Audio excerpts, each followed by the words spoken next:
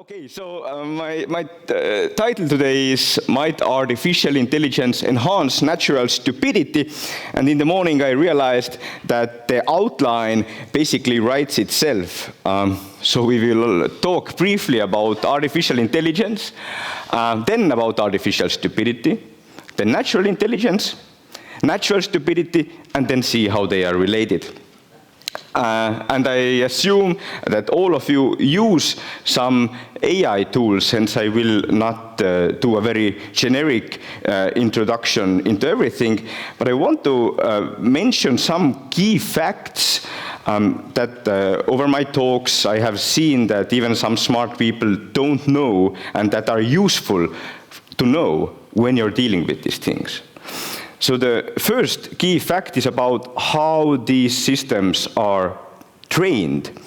And while you probably know that basically all of the internet, both meaningful stuff and stuff that's not so meaningful, goes into it, then I find it very useful to see this image at least once and think about it.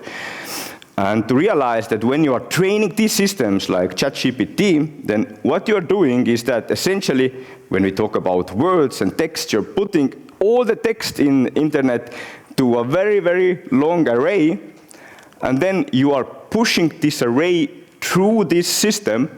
So token by token, or in a simplified case, word by word, the text, all of these trillions of tokens go into this massive neural network, and with each word, the neural network is trying to predict what is the next word in this. Those of you who are still awake heard sentence in their head, right? Because we humans also do that kind of a prediction.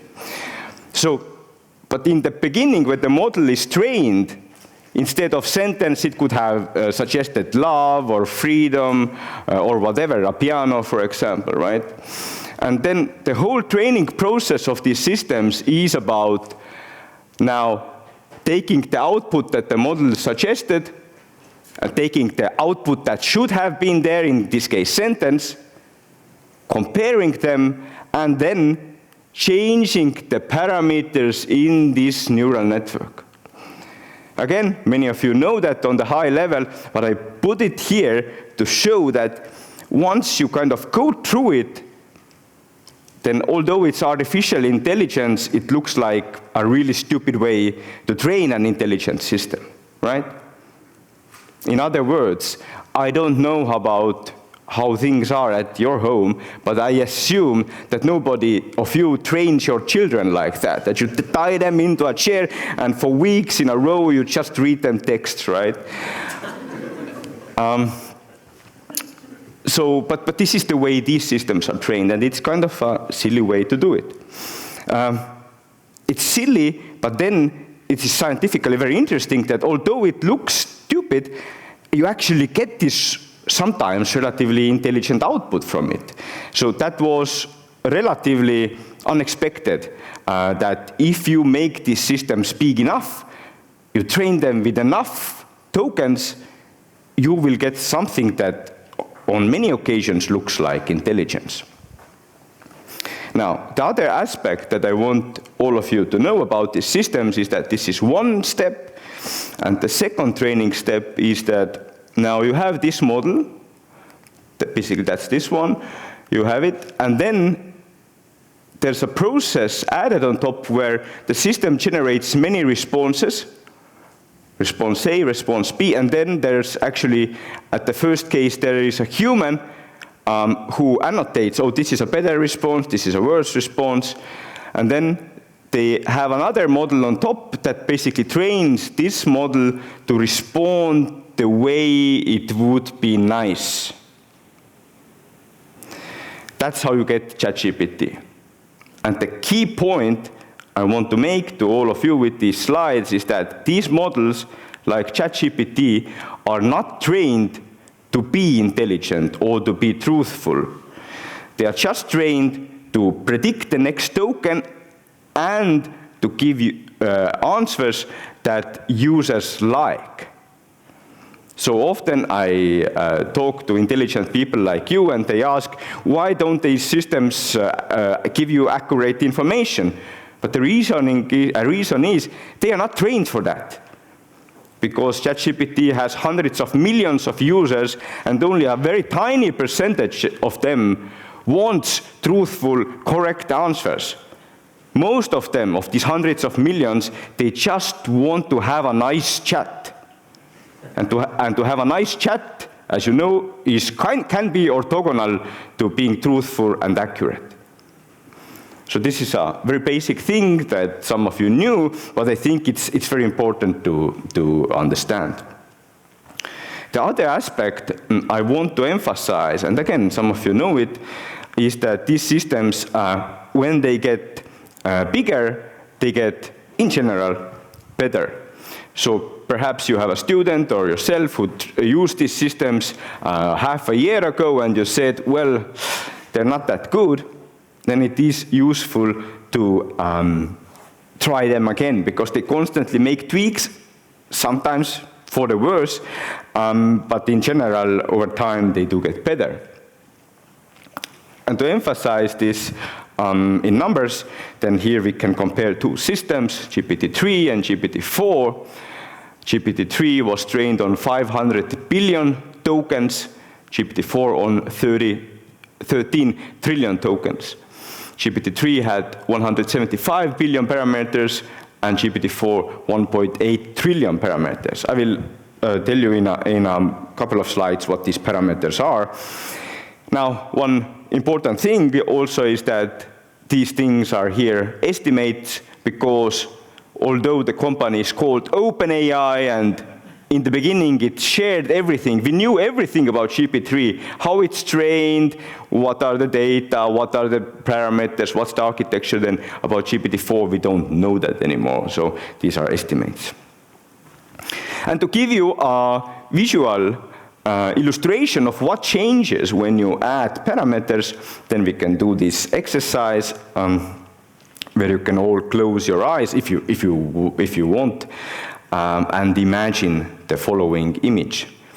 A portrait photo of a kangaroo wearing an orange hoodie and blue sunglasses, standing on the grass in front of the Sydney Opera House, holding a sign on the chest that says, "Welcome, friends." Okay, now you can open eyes, and now we see who is sleeping. Some of you never opened the eyes again. But okay, so you imagine that. Was the image something like this? I assume even on the fourth day of the conference you can do a bit better. But this is then 350 million parameters. Now, we take exactly the same prompt in the below and put it to a bigger model with 750 million parameters. You see that some things get slightly better, like the kangaroo looks like a bit more like kangaroo, but there are two of them. One kangaroo doesn't really have ears, or it's melted with the Sydney Opera House, and I guess we still could write a more clearer sign, for example. Now, if we have the same prompt but 3 billion parameters, then you see it's getting even more better. For some reason, it has 2 signs and 3 hands, but other than that, getting there. And in this case, then, when we have it with 20 billion parameters, then the system does a pretty good job at delivering the output. So this is an example for you to have that, when you increase parameters, then you enhance the working of the system. And that's what is all the time happening. So when we plot it over time, then when GPT-1 came out, nobody really cared about it. I think most people even didn't know about it. I started to look at it when GPT-2 came out, 2019. But then it was still relatively small. Here was a big jump, and now I showed you that there's a jump from GPT-3 to GPT-4. But you see here that this is now compared to the human brain, to the number of connections, and now we can kind of have a more better understanding of what these parameters are. A parameter in this neural network are the number of neurons, artificial neurons, and the connections or weights.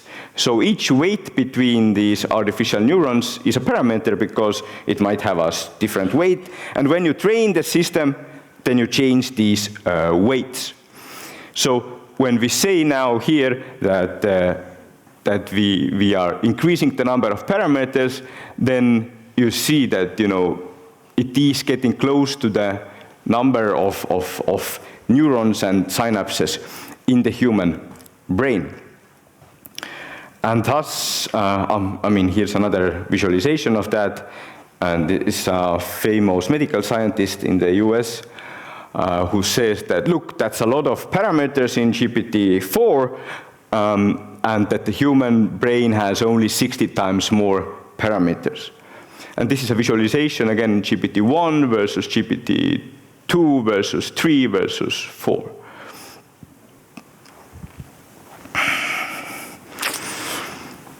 And here's also by Jeff Hinton, one of the leading godfathers of AI, who just got the Nobel Prize last October, saying also that the human brain has about 100 trillion parameters or synapses. So basically, these guys are saying, look, artificial intelligence is here, it's getting really, really big, it's getting to the size of the human brain, so what you gonna do about it? Natural intelligence. I'm a neuroscientist also, so I often get into very heated arguments with these AI people because, again, they are saying that basically these AI systems are getting close in complexity to the human brain, but to my mind, this is bonkers. It doesn't make sense. This only comes from the fact that they really don't know how complex the brain is.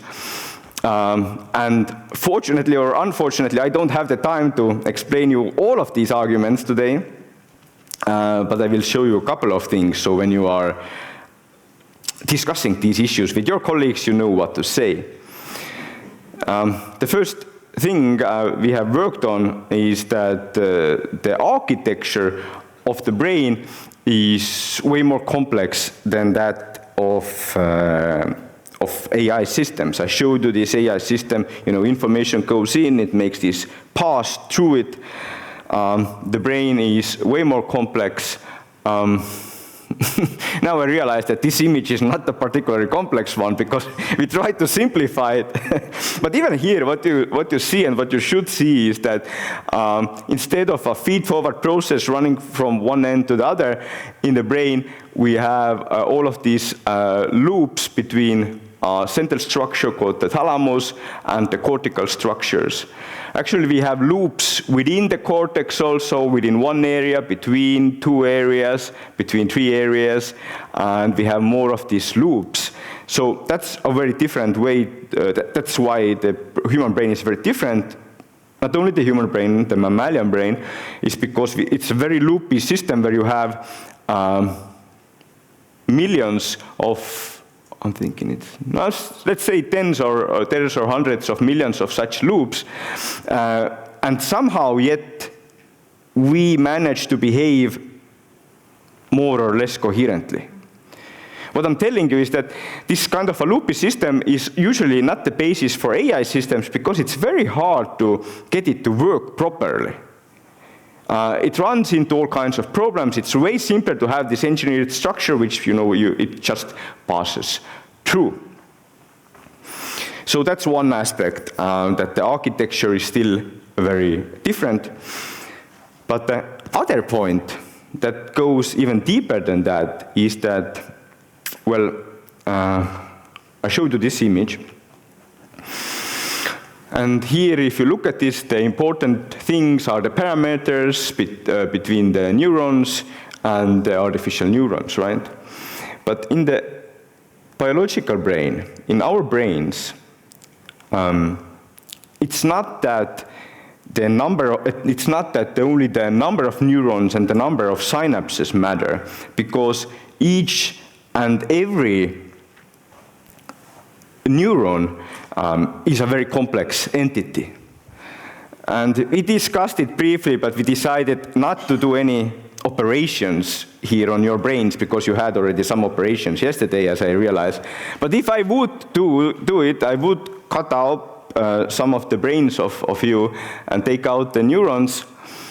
Then you would see something like this.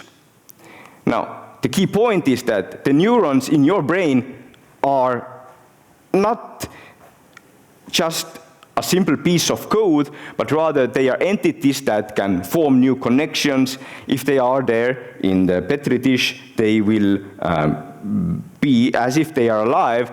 And within each of the single neuron, there are billions of biochemical processes happening. You cannot do that. You cannot extract a neuron from an artificial neural network because it doesn't exist as a thing on its own. It's just a piece of code. So now, whenever you discuss with your colleagues about how AI is getting close to the human brain, that should be always your key argument. Let me cut out a few neurons from your brain and then let's see, okay? But in short, that our brains are way more complex because the single units, the neurons, are way more complex. Are there any questions? Who is still listening? Okay, a few things. Okay, most of you. Oh, no. Okay, so, but let's look briefly also at artificial and natural stupidity. Now, I have a lot of examples about artificial stupidity because in my courses that I run here in University of Tartu, that's one of the favorite tasks we do with my students, that a new model comes up and then we try to break it. We find ways how it doesn't work. But I chose just one example, which is a simple example. Now, my logic always in trying to break these models is to find mistakes that a human would not make. And I guess some of you have seen it also in your courseworks when you read through the essays that the students give you. I definitely had this example where when ChatGPT came out, then I said, okay, I will cut out all of the essays from my course because I don't want to be the stupid one who has to figure out whether it's written by AI or not. But my children don't listen to me. My academic children don't listen to me. Thank you for listening to me now. But anyway, so some of the lectures were given by my doctoral students, and then a doctoral student comes to me and says, look, I think this homework is written by AI. And I say, I mean, how do you know? We don't have any detectors. And then he says, well, I know. And the first sentence was something that no student in this world would ever write. Thank you for this amazing task. I'm happy to respond.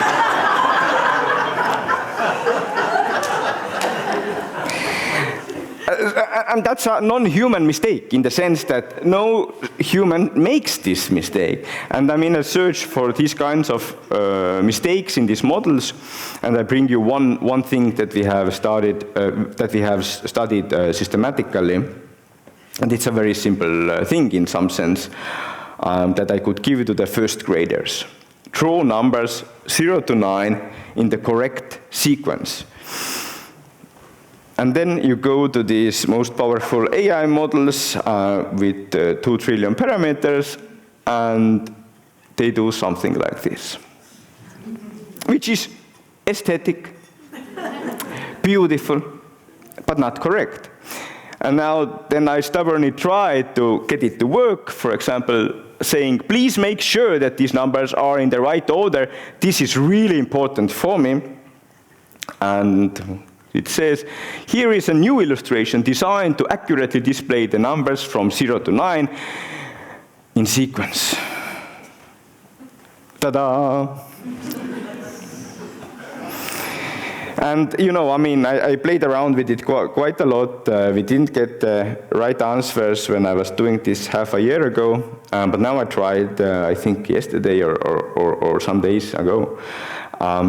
So I gave an even more specific prompt: generate an image where numbers 0 to 9 are depicted in sequence. The numbers should be accurate and in the correct order. And I count that as almost like really, you know, for these AI tools, they are pretty good. But of course, for a first grader, this would not be good. So AI makes these mistakes, and again, you know, you all have seen these examples online, so I won't bring and highlight more of these examples. There are many, many. But rather, I want to spend also some time on natural stupidity. And, you know, one common argument when we talk or when people show online errors of AI systems is, yeah, but humans also make mistakes, so that's not really a difference. If you are ever in that discussion, then please add a nuance, which is important. That humans indeed make mistakes, but they are different. So the previous examples already showed it. AI makes non-human mistakes, right? But also humans make mistakes that AI doesn't do. I won't show a lot of them. Elizabeth yesterday already showed some of the human natural intelligence mistakes. But I will focus on one type of mistakes that you, to some extent, all know. But you know, it's the last day, so why can't you do a few tasks, right? Are you ready? So I will give you 2 tasks. And your task is basically to introspect and try to notice what is the first answer that comes to your mind, okay? Ready? You don't have to scream it, okay? But just think, try to observe the process. In a cave, there is a colony of bats with a daily population doubling. Given that it takes 60 days for the entire cave to be filled with bats, how many days would it take for the cave to be half filled with bats?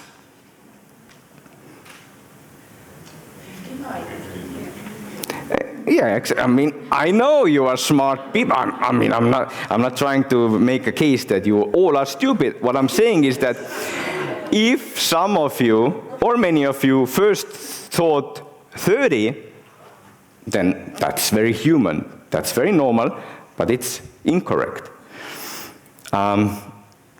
Another task that is even way more familiar to you, a pizza and a toy together cost $13. The pizza costs $10 more than the toy. How much does the toy cost? And again, you know, my goal here is not to fool you, but to show you tasks where humans constantly fail. And some of these tasks are known because of the framework from Daniel Kahneman, System 1 and System 2 thinking, right? But in general, they show that humans are not very good at thinking. And again, it's hard to demonstrate it in front of this audience because you are not normal people, right? I mean, that sounded wrong. You are normal people, but in terms of the intelligence curve, you are all in one very specific corner of that curve, right? So when you saw this task and thought, oh, that's boring, then, yeah, exactly. So, but that's the point, that, you know, don't take it as representative for humans. But now we can take a look. So here's a nice paper. I think these are people from Stanford, where they tested these large language models on this task. So green is the correct response, you know, which would be 59 days, as you said. Blue would be the intuitive wrong response, 30 days. And then you see that these older models, they make very atypical, stupid responses. Again, something that a human would not make, right? Or maybe a child would make in this case. But that's not the point. the point is that if we look at these new models, let's especially look at GPT-4, then you see this. It basically solves 90% of these tasks. And in only fewer than 10% it gives the intuitive response. And why I am bringing all of this up under natural stupidity is that they also did it with humans. So you see, this is how much average humans get correct in these tasks.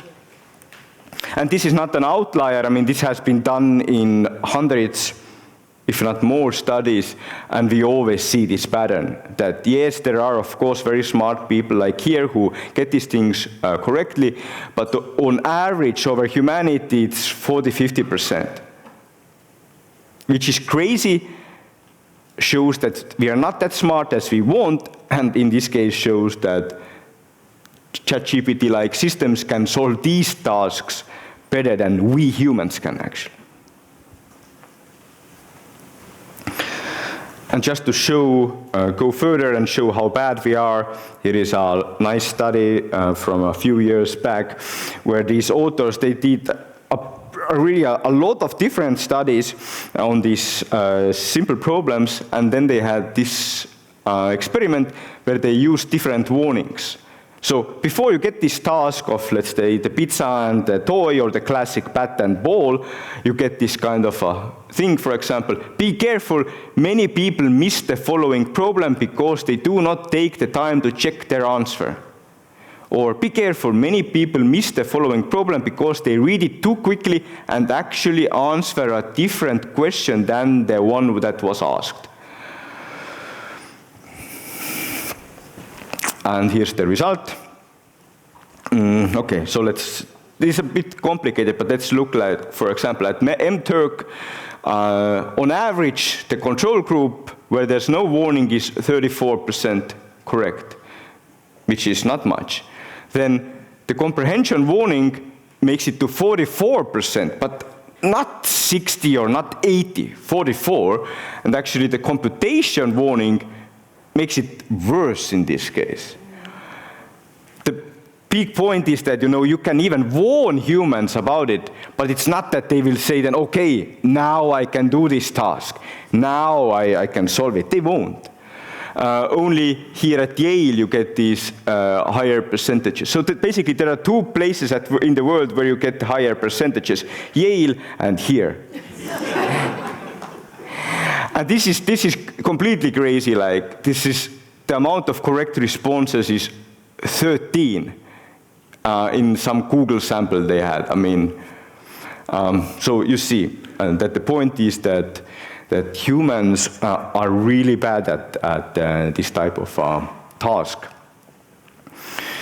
So why are we so bad at this? You can answer on many levels.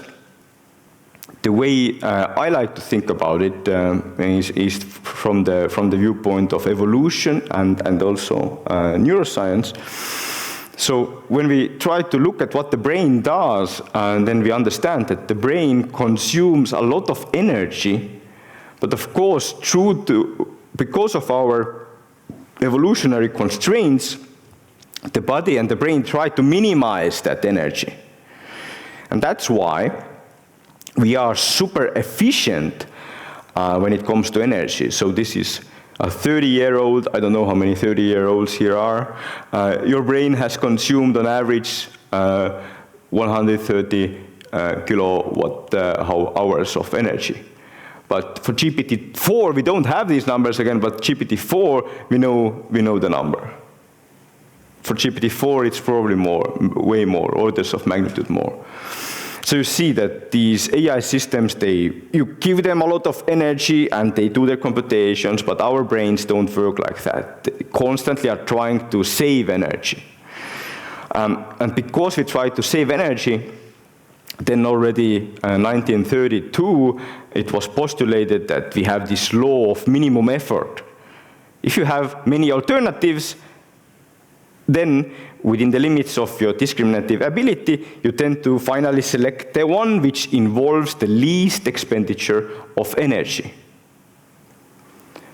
So, that doesn't mean that we never will choose a different or more difficult alternative, but on average, we will tend to choose things that are more simpler.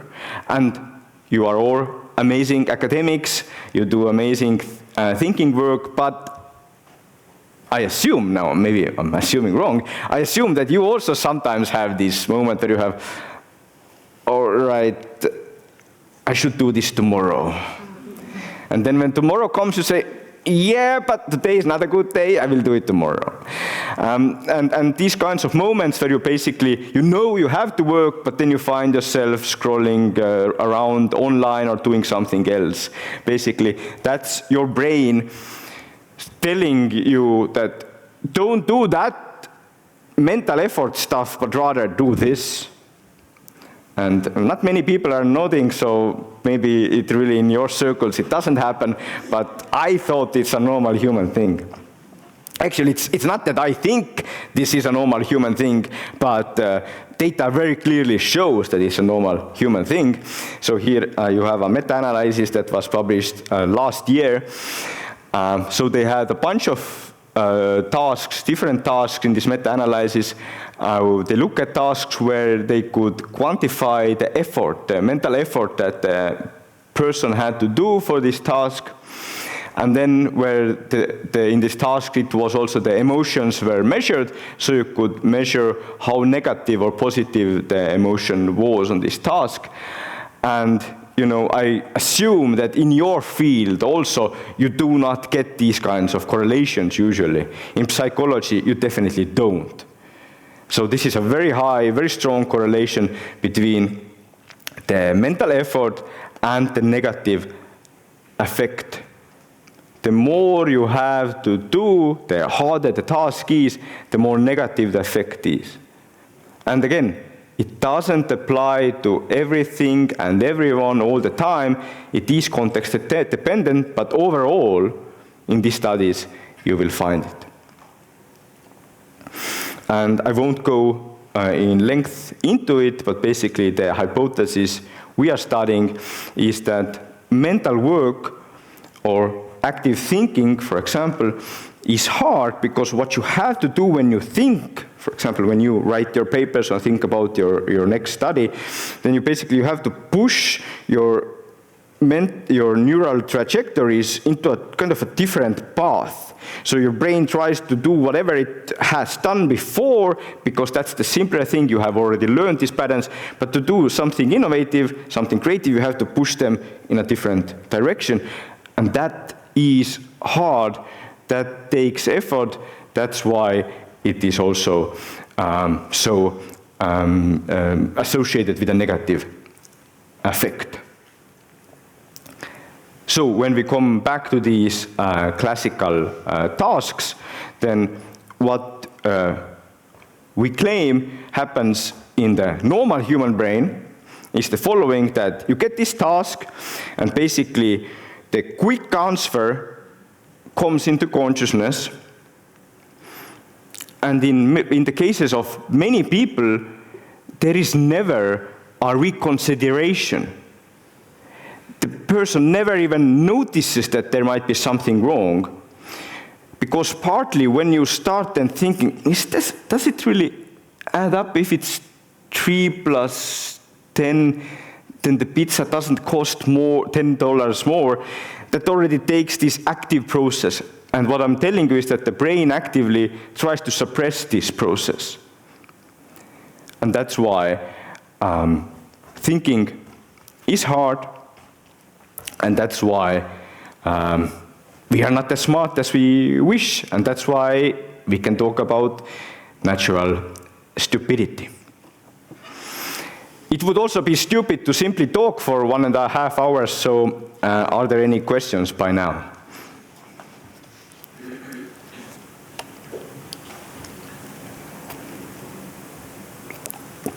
Everything super clear, everybody agrees. No, it's fine, it's fine. I mean, I don't We can also go on and look at then the last part, or central part in some sense.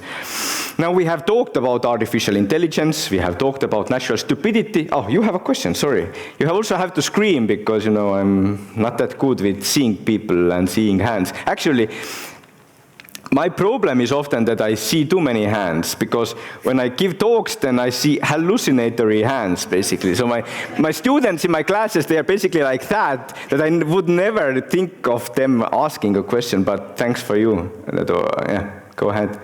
Sure. I was just curious about your thought on, well, your premise assumes that these models are supposed to replicate the human brain and a human essentially, but really what could be the most beneficial to us as humans and as a tool would be to have artificial intelligence that does the things that we don't do very well, so that it actually supplements us and not necessarily substitutes us in the way that we're thinking. Mm-hmm. And so maybe the goal of artificial intelligence is not necessarily to replicate the human brain or be able to do exactly what we can, but be able to do what we are not very good at even better.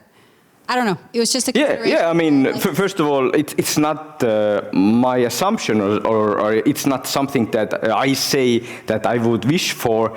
As we go on, we see exactly that. I will try to make this point that, you know, we need AI tools that do exactly that, that support take away our weaknesses.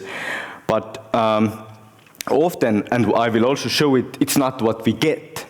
Or at least today's systems are not like that. It's not that they support us in the way we would like them to support. But fundamentally, I agree with you that we don't have to build artificial systems exactly following the brain, rather we want to complement it.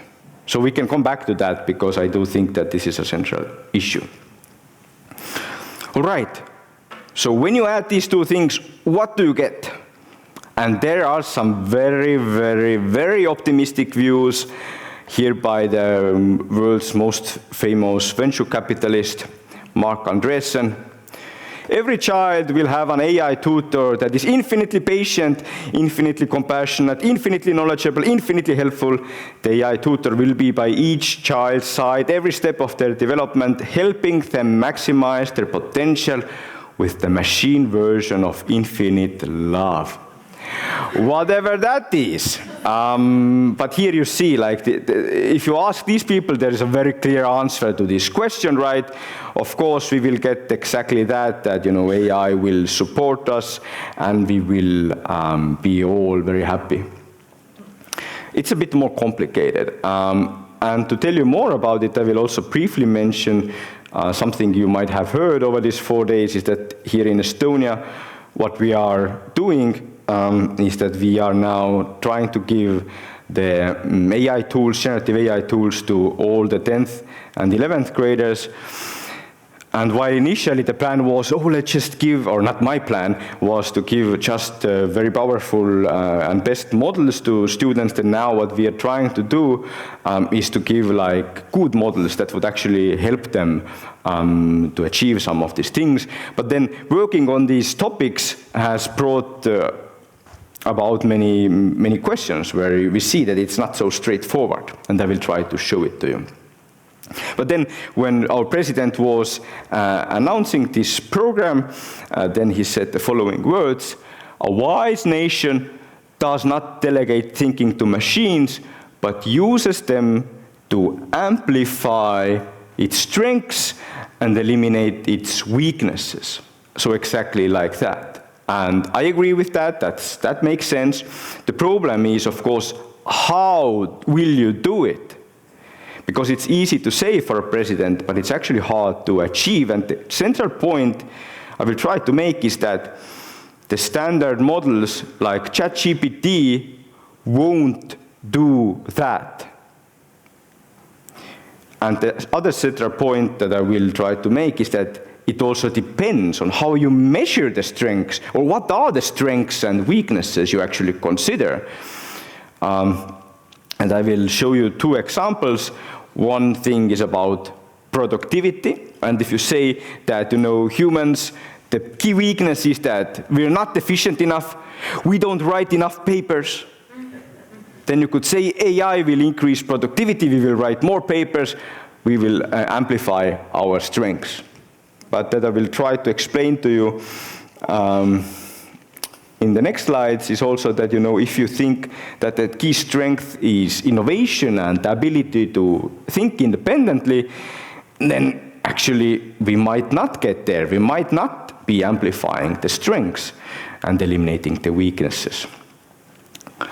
But let's first briefly look at the effect on productivity. And some of you perhaps know this work, or I will be very brief and show my own slides instead of many other studies. But what the study is, okay, so if you think about the effect on productivity of AI, then we can first think of a graph like this, where here on the x-axis you have the ability, the acquired skill that a human has. For example, if a bachelor student starts, then they are pretty smart, but maybe not that smart. And hopefully, when they train and they acquire the skill and they become a professor, like some of you, then they are more like here, right?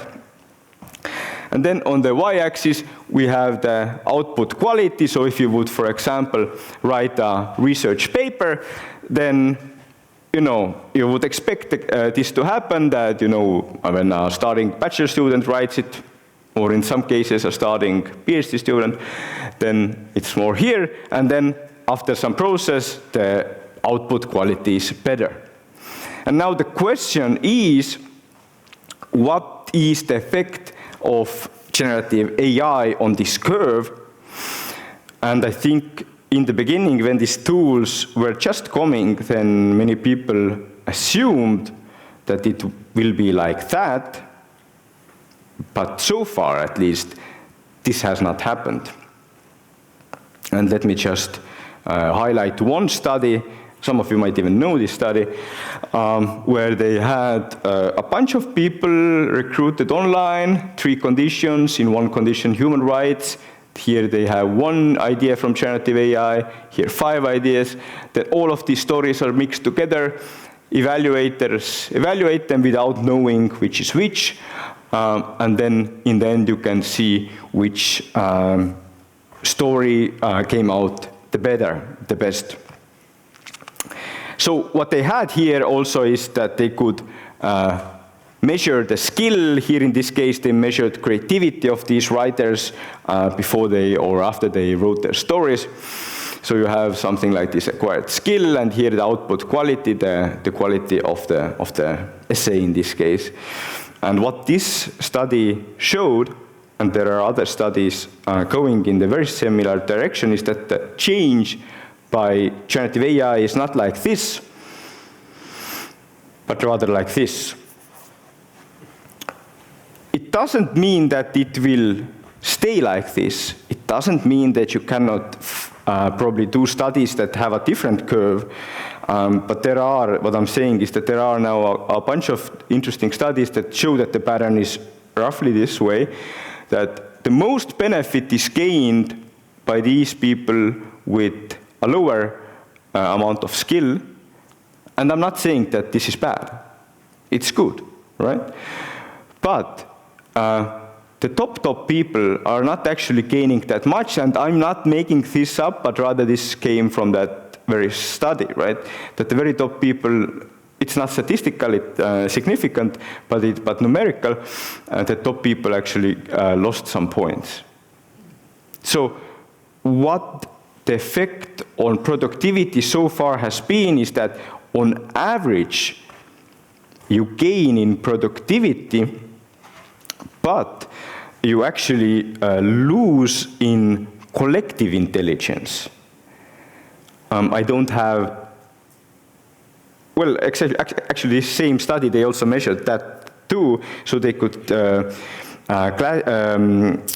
also say how diverse the final output set is, and they also said that basically overall the writers, when they used AI, then the variability shrinked. Everything becomes more homogeneous. and therefore our collective intelligence also decreases. I mean, think about it like this. You all have different brains. I assume I don't have to slice all of them to demonstrate it to you, right? Now, if I would give you a task to write something, you would write very different things. Maybe some of them would be not so good because you're tired. Some of them would be strange. Some of them will be really good. But if I would now tell you, okay, now edit your thing or write your thing with generative AI, then even though the words that are used and the exact sentences that are used will be different, then overall the variability will shrink. So part of our humanity's innovation power comes from the fact that we have sometimes these funky, strange ideas that somebody has, and that then other people later maybe notice, maybe not, right? But if you all use ChatGPT, then we will lose that. And then again, you might get AI tools that will increase this productivity, but when I'm talking to politicians, then I'm always saying that, when we only try to rely on AI and say, oh, this will increase productivity, then we will be basically slaves of the productivity increase given by AI. We can discuss it later. I, in general, agree that generative AI can increase productivity, but the main thing that interests me is really this other column here about thinking. And we did already some heavy lifting here when we looked at these types of tasks, right? And there I already said that one of the key problems of the human mind is that in general, on average, we tend to choose the simpler option. And that is, in some sense, if we use the terms of President Karis, it is a key weakness. So let me put that slide up here again, is that a wise nation does not delegate thinking to machines, but uses them to amplify strengths. A strength would be innovation, and eliminate its weaknesses. And the weakness would be, for example, the problem that we really don't like to do innovation. We don't like to do this hard thinking, right? And here is the point where because of this key weakness, I would like to say that, actually, today's AI tools, they amplify weaknesses and eliminate strengths, because they play to our key weakness of trying to avoid mental work. And that's, I think it's very trivial by now, that because humans tend to avoid mental work, then given that AI tools can do some of that mental work, we will happily outsource some of the mental work to these tools. And by that, as I will try to show next, we will actually be less capable of doing thinking. All right, so is there some data to show that this is true? I think the best data actually to show that people happily outsource mental work comes from Anthropic, who then classified many of their, or a lot of their chats within the Claude system. And when these AI tools came, then there were some people saying, look, now what humans will do is that we will give the simpler tasks to AI tools, and we will spend more time on creativity. But that's not what happens. Actually, we outsource a lot of the creative work. We tend to give a lot of the creative tasks to these tools. Again, not you guys, right? Maybe some of you, I don't know, I don't want to know. But on average, it makes sense because, again, if mental work is hard, pushing your brain into these different patterns is hard, well, and you have a way to outsource it, then it's very human to do it. There are a couple of studies showing that this is the case, but I will briefly highlight one of our recent studies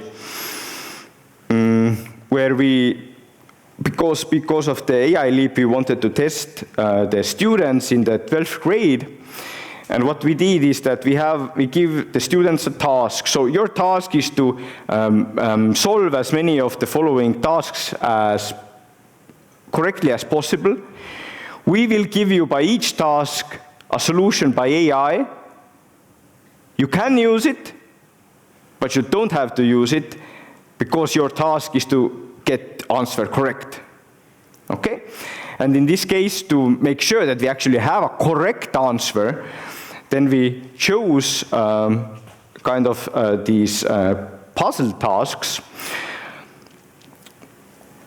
which the students were then supposed to solve. And I give one of them to you too. Yeah, it's already getting close to lunchtime, but let's see how your brain works. Emma, Evie, Rita, and Siri have ages 3, 8, 12, and 14 years in some order.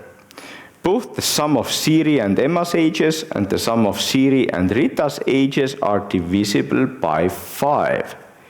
Find the sum of Siri and Evie's ages.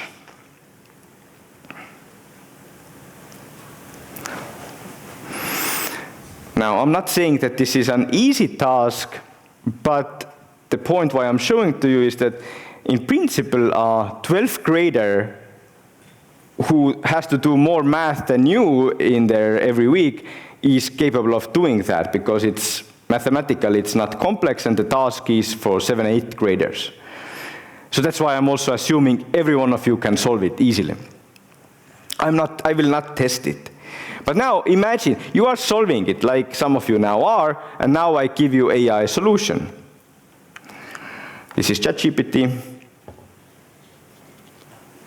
And you can skip the first part and you go here. Let's check all possible ages for Siri.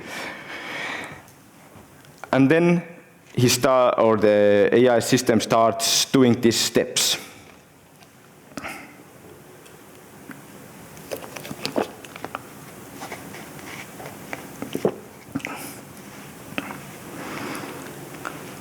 And here you see why these tools are so dangerous.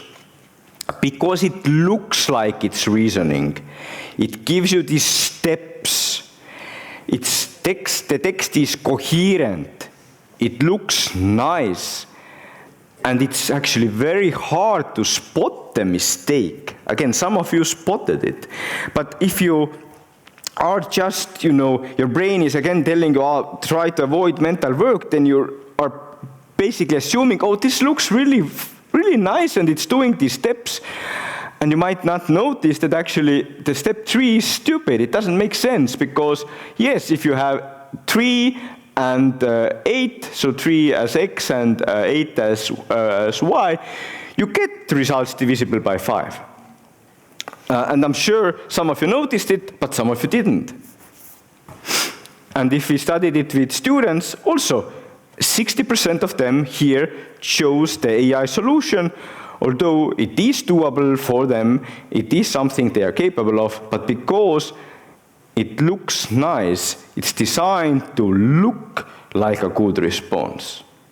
And that is the danger, that, how do we teach students to be careful about these things when we have these very strong forces of natural stupidity playing against us? Their brain is basically all the time trying to say, yeah, it's probably right, it's probably right. So this phenomenon is called over-reliance on AI, and now there are many studies showing this problem. And in general, the key problem associated with that over-reliance is that if we are using AI tools to solve these tasks, then we ourselves are not improving. And probably here I'm preaching to the choir. You all know it, that to be better at thinking or something, you actually need to learn these things. But a student might not know this or might not understand this, that you actually, thinking skills or the skills of reasoning and discussing are also like physical skills, and you need to train them.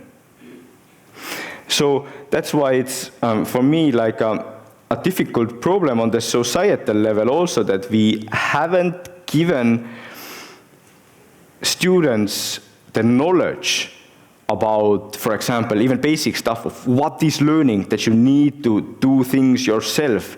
Most of the students, even here in Estonia, cannot really articulate why you have to do things by yourself. They don't know this problem that their own brain is shifting them into this simpler mode of thinking, and then they have these tools that can solve these tasks for them. So it's a very, how do we say it? The cards are against thinking, and the cards are against, cards are stacked against actually developing these skills. So that's a key problem. To me, here in the final slides, I actually want to ask, is it a problem? Now, let's take the analogy with GPS. So, I don't know, some of you are here in Tartu for the first time. You know, do you wander around, use the map and try to find out your own way, or do you use a GPS all the time, right? And the point could be made, and you know, we know this also from studies, is that, you know, if you're always using GPS to navigate, then you're not yourself learning how to make a map, or you're not learning how to navigate. But then the question can be, well, why should you even learn to navigate? I mean, that's a stupid skill anyway. Who needs this if you always have these GPS systems? Why would you like to train it? And you know, when it comes to spatial navigation, I don't mind. I mean, if people lose that ability, I don't mind that much. But what I am saying is that we can play the same game with thinking. As I have explained, you're not really learning to think if you always use AI tools. But then, similarly to GPS, you could say, well, why do you even have to learn to think? Do you really need that skill? And to me, the key issue is the following. That we should, in a democracy, as a society, be able to ask these kinds of questions. For example, I mean, I don't think we have to ask this question, but as an example, is spatial navigation a skill we definitely want to protect in our society? Again, I mean, if you say no, I don't mind here. But you all see that actually the real question I'm getting at is the next one. Is the ability to think independently a skill that we definitely want to protect and enhance in our society, or not? And the key point is that I think today and still maybe in some time, we can have a democratic discussion about it. We can actually choose as a society whether we want to keep this skill or not. But what's currently happening is that these tools are there, and as I tried to tell you throughout this talk, they are already undermining that capability. So you could say that in some years, well, let's say 10 years, we will be, as a society, in a much worse position to have this discussion. Because if, on average, the thinking skill will go down, then we will have less smart human arguments about whether we want to protect that skill or not. So I'm, of course, for this skill. I want this skill to be there, but I'm saying that, you know, most important is that we should have this discussion about how we can build these AI tools that actually support our thinking, that support innovation, that do not undermine it. How do we generate these AI tools that support our strengths and eliminate our weaknesses? So in the end, the key question was, might artificial intelligence enhance natural stupidity?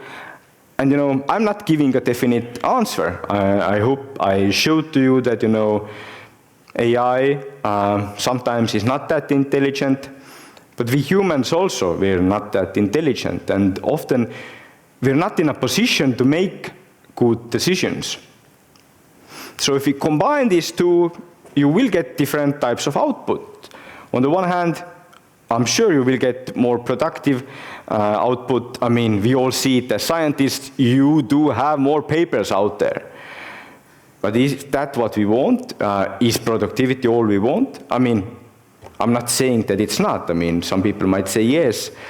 But what I also wanted to highlight is that we should be very aware that these tools might also lead to us being less innovative and us being less able to think. And thinking is hard, so, maybe it would be nice to have less thinking, I don't know. This is the time point where I say that I hope I have given you enough food for thought, and now I'm happy to take some questions. Thank you very much.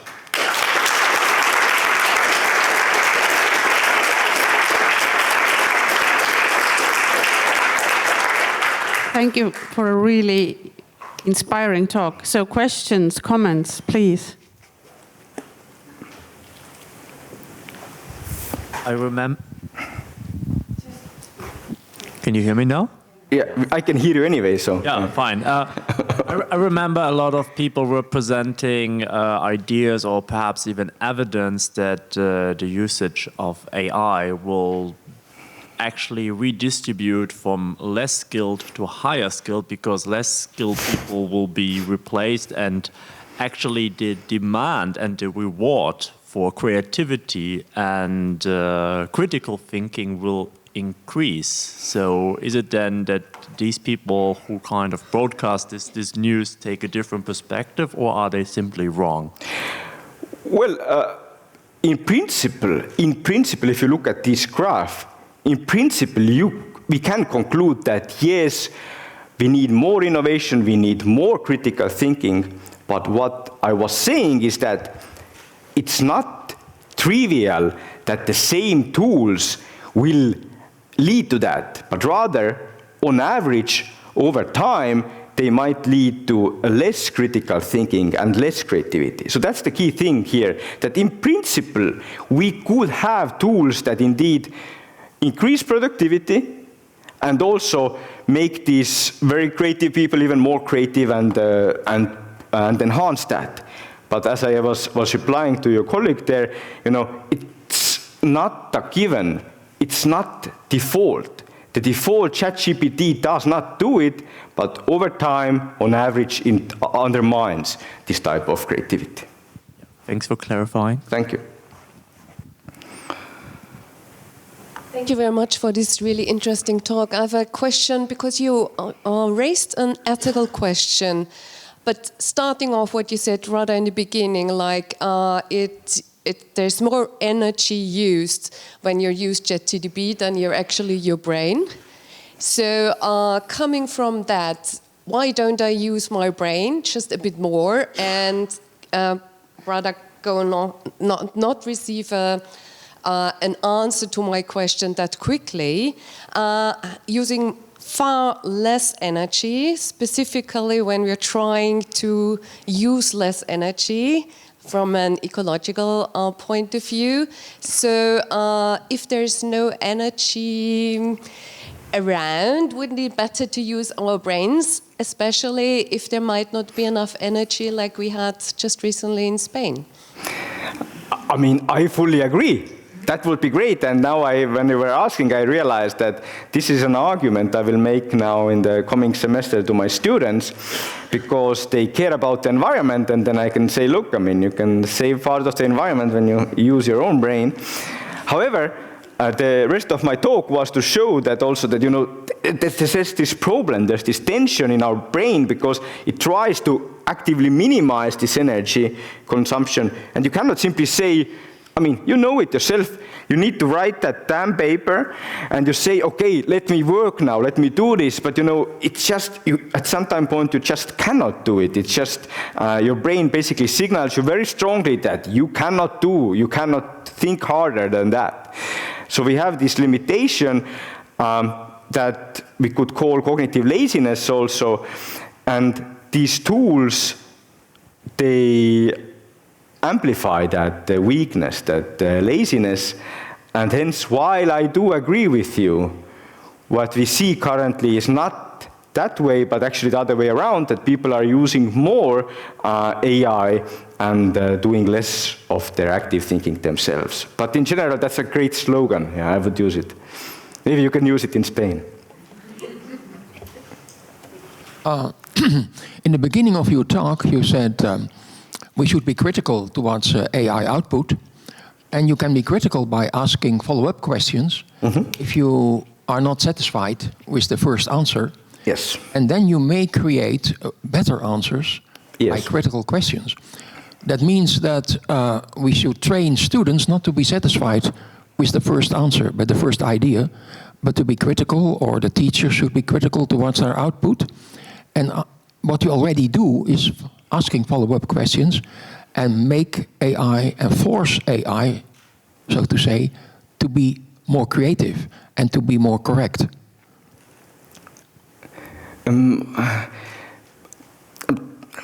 Trying to make a joke here, so I apologize, but this is the professor illusion. Because you are smart, then you assume that basically it would be easy for students also to be that smart, right? But the problem is twofold. First, you need to be able to ask the right questions. And for example, the first question, we can really train them that always ask, okay, what are your sources, for example, something like that, we can train the students. But the other aspect is also, which many experts oversee, that's why they are experts, is that to be able to critically evaluate something, you already need knowledge of that domain. If you don't have that knowledge, then it's very hard to evaluate that. So let's say, I don't know you, maybe you are an expert in neuroscience, but let's say you're not. And now, let's say I told you things that didn't make sense. But you wouldn't be in a position to evaluate that, right? Because I'm a neuroscientist and I give this talk here. So that's a key issue that I'm not saying that it's impossible. And in general, I agree with the way forward you suggest. I'm just saying that it's difficult to achieve because we are always playing this game against the other part of our mind that says, oh yeah, it's good enough, it's good enough.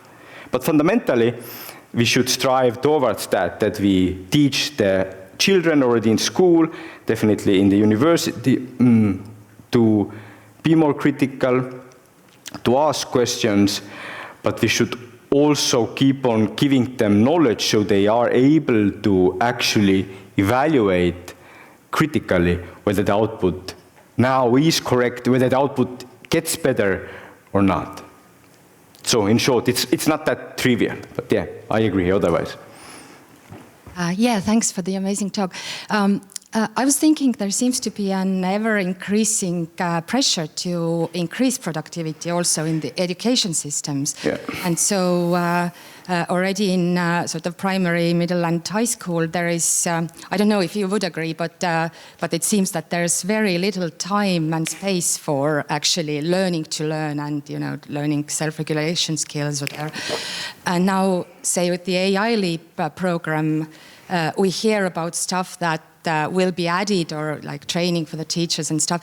And do you feel that something for that to give like sort of more favorable results, does something need to be taken away from what we do now in schools?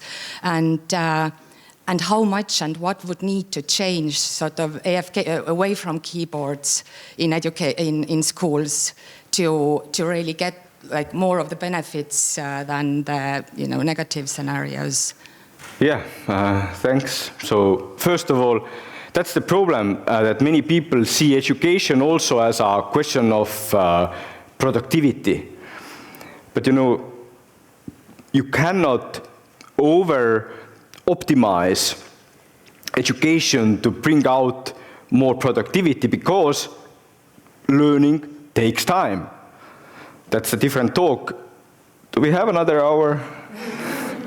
That's a different talk to explain why learning needs and requires time. But so you cannot really over-optimize it. So that's the first answer that I agree with you. And secondly, I really, really feel that the cards are heavily stacked against thinking and learning in general, because the students, they don't have enough time for learning and thinking. And although students themselves often would blame that teachers give too much homework, then actually the statistics are also very clear that, for example, in Estonia we have 10% of students, 15-year-old students, who, for girls, spend 7 and more hours in social media per day, and for boys who spend 7 and more hours on video games per day. So the cards are stacked against that, because now their brain basically is hooked to doing these other things, social media, video games, and now they have this stupid homework. They want to do this other thing, they have stupid homework, and now they have ChatGPT. In that sense, it's very effective for them, very efficient for them, to do that homework with ChatGPT. And what I see in general is that we are living in this very stupid moment where these things, so the AI comes exactly after the social media and video games. So it's a perfect storm for natural stupidity. And thus, I could argue in favor of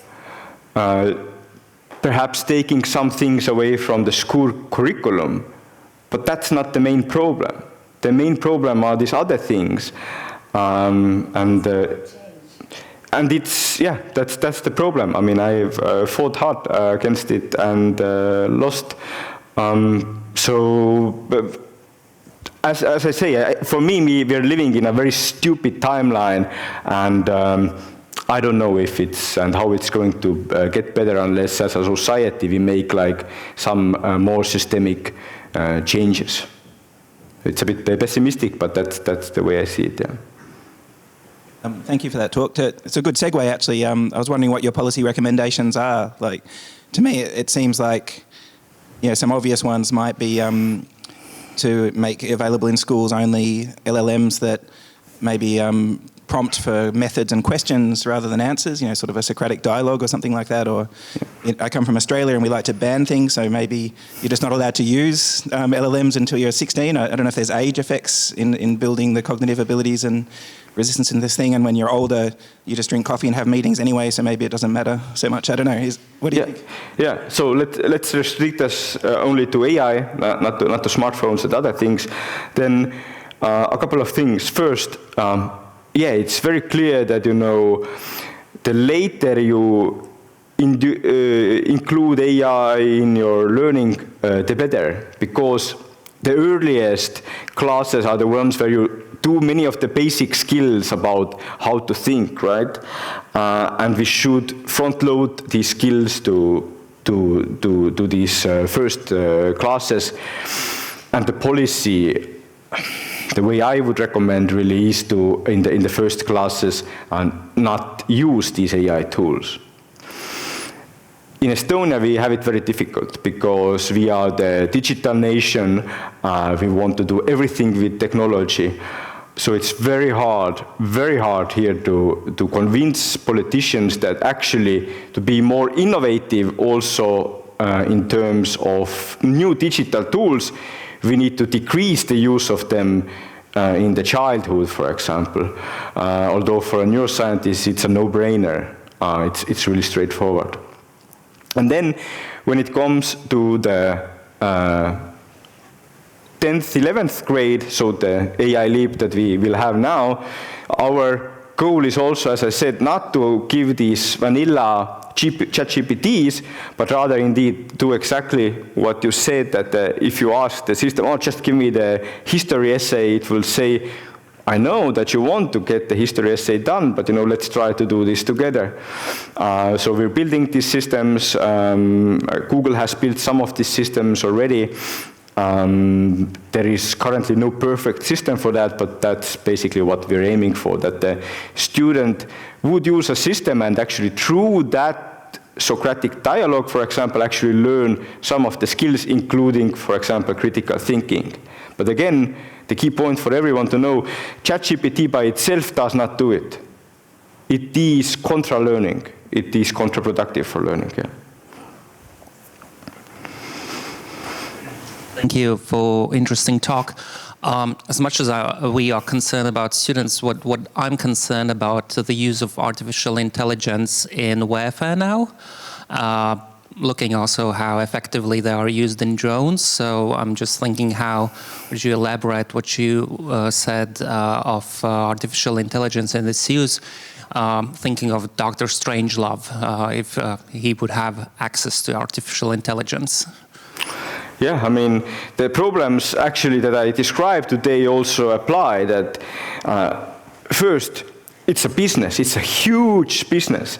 So those guys who also sell these kinds of drones and tools, they of course say, look, our tools come with this precision and they will do exactly what's needed. But actually we already see, and we have these cases, that no, they still bring along this artificial stupidity also. They sometimes make non-human mistakes. And now combine that with our natural stupidity of going to wars and doing these things, it is of course not a good combination. Especially if you know from history, for example, also, I think it's the Second World War, where there were cases where both sides were simply not shooting. Because if you're a human, then yes, there are some humans who want to kill other humans, but most humans who are sent to war, they actually don't want to do it. But now the drone, of course, doesn't have any of that. It will just kill. And the strong parallel here is also to education and to ChatGPT is that it's mainly a business. It's not that humans are rationally making these decisions or societies are democratically making these decisions about now education, but also warfare. But it's businesses who benefit a lot from bringing these tools, and for whom actually, to use this phrase, there is not much skin in the game. For them, it's just a business, you get money, but there will be people killed. Or in education case, there will be students who will be not smarter, but actually more stupid. Yeah, thanks. Well, thanks a lot for the great talk on the recent question as well. It's a bit different level. So my question was coming back to the student context. Feels not that important now. Do you have any recommendations for assessment? So one thing, as I told you during the talk, is also, letting students write essays doesn't really make sense. Unless you have really like, let's say, a small bunch of really good students, you have explained to them why they have to write this essay, then you could do it. So what we recommend here in Estonia, and I have recommended it for 2 years to teachers, is dramatically reduce the amount of graded homework. Graded homework. Because you will be in this stupid position where definitely some students will do it. We know from studies that, if you ask Estonian students how many of them use it every week to copy-paste some homework, it's 40% for 10th to 12th grade, for example. And it's human. You have a task in front of you, actually want to be in TikTok, yeah, you do it sometimes. So we say, reduce the graded homework, instead bring grading to the classroom. Tell to the students, you prepare at home, use ChatGPT to prepare, ask questions, ask different perspectives, check, but you will be graded for what you do in the classroom, either oral work, presentation, or if written work, that's also written in the classroom. And some of my colleagues here in the University of Tartu are gone over to oral examination or back to oral examination, for example.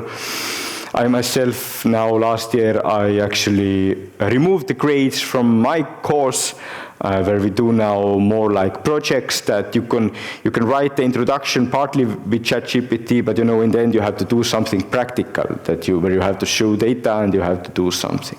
So I do see that there is a change, and actually it's a change for the better, that we do less grading, and we also have to be more and more explicit and tell the students exactly why they have to do this task, not that they feel that they are kind of slaves who just have to do it, and then of course they would use this clever man in their, or not man, clever device in their computers.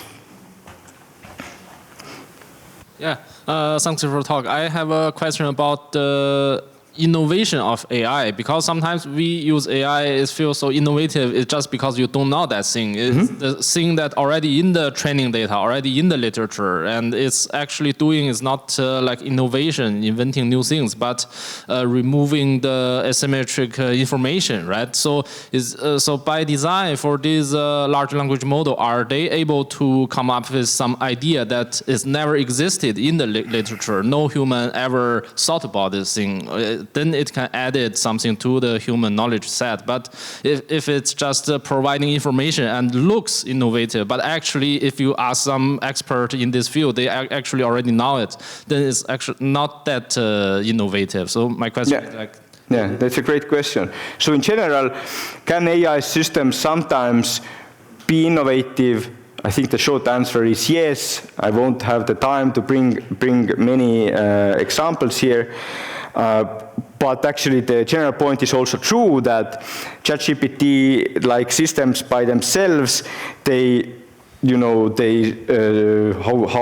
we would say, they switch around the bits and pieces that they have collected over internet and over the training data, and then, sometimes based on that they can come up with something that's more or less novel. But your third point was also they come sometimes up with things that are more or less novel, but in general it is just kind of a rehearsal of these combinations. And the third point was also very, very correct, that it might look novel, but if you are really, really the expert, the human expert, and then you read these things, then ChatGPT-like tools so far don't give you much novelty. Again, there's hype. On social media you can find hype, oh, it found new materials or it did something like that. But then later it turns out it actually didn't. That it's hype, when people start looking into that, it actually didn't do this. Some people already knew that. And I think most of you who have worked with these systems also have that experience, that in your domain of expertise, it can write smart sounding stuff, but it cannot really create novelty. At least for me, in these fields I work on, I so far haven't seen any truly novel ideas. It doesn't mean that fundamentally you never can get it. You might get it at some time point if you also change the training algorithms, etc. But yeah, currently it is the way. Yeah. I get the last question. Thank you very much for interest. Do you have now some pressure on you? Because it's the last question, very last question of the whole conference. I have two comments I would like to get your thoughts on.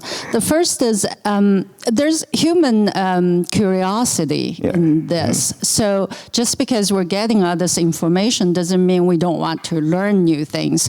So it seems like to me the countermeasure to some of it is just human curiosity. You still want to know what's going on in the learning process. So I wonder what you think about that. The second is, at least at this conference, we hear a lot about subjective well-being, right? So for the students who don't really want to learn, or the people who spend hours on doing social media and all that, and you would think rationally these activities are increasing their subjective well-being, right? So is that really a bad thing per se? Because you're making them happier. What are your thoughts? Great final questions here.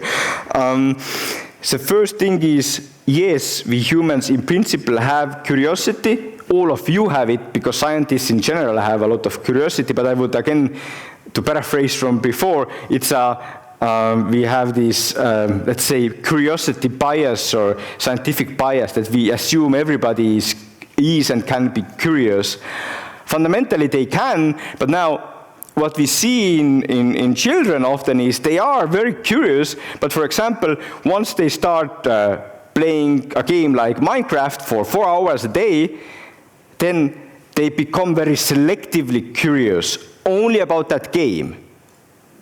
So what I'm saying is that these tools that we have, they can actually artificially remove the general curiosity about the world and change it to a very specific point, that you're only curious about certain TikTok videos, you're only curious about Minecraft, for example. And we should be aware of that and know that, again, it's not trivial in that sense that I would love for curiosity to save our world, but it's not so easy and it's not going to happen probably. The second point is very important. If mental work is hard, should we actually push students to do it? And I would argue, and again, you don't have to agree with me, but I would argue that the answer is partly yes. Because, first of all, if you look at general studies, then it's not that people who are a lot in social media are really happier. There is a curve. So if you are like a medium time in social media, it makes you a bit happier. But if you're then 7 hours, it doesn't actually make you happier. The second point, and the way I see it, is that as a society and as a parent, we have the responsibility to make sure that once the children become adults, let's say at 18 or whatever the legal age is at your country, then they are able to make their choices. And my main point, and again I should give another talk to explain it longer, is that the only way how we can enrich their choices is by actually showing them and training them how to think differently, how to make different choices.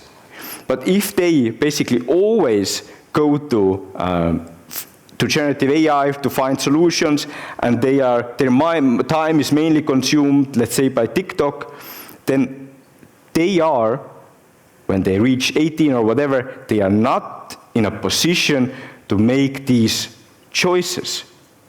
Because this history of using generative AI and TikTok will very strongly determine that they will go on the same way.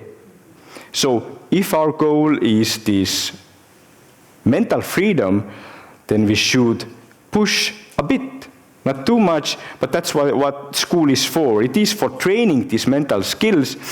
And if we do that, then I feel that our students and our society will be healthier and can make better decisions. But I keep in mind natural stupidity, and I keep in mind that I might be wrong. So let me know, write me if you find any good arguments for or against it. I'm very thankful for these questions, Thank you. I myself have to run because Natural Stupidity booked the bus at 1, so I won't stay for long, but I'm so thankful for all the questions. If you have any follow-up, please write me. Thank you. Thank you very much.